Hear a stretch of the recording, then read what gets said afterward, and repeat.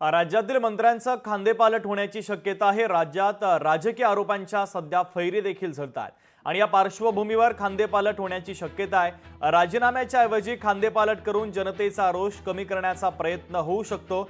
वाचाळ मंत्र्यांवर मुख्यमंत्री नाराज असल्याची माहिती देखील सूत्रांनी दिली आहे। वाचाळ मंत्र्यांवर कारवाई करण्याची जबाबदारी त्या पक्षाच्या नेत्यांवर आहे, त्यामुळे इतर पक्षाचे नेते वाचाळ मंत्र्यांवर काय कारवाई करतात ते पाहणं महत्त्वाचं ठरेल।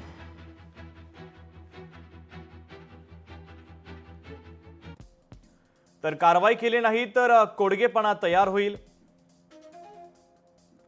काही निर्णय घ्यावेच लागतील, अन्यथा काही होत नाही अशी भावना मंत्र्यांच्या मनामध्ये निर्माण होईल।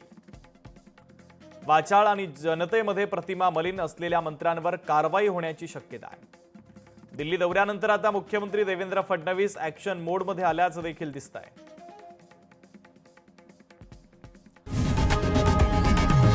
लोकशाही मराठी ऐका, पहा, जागरूक रहा।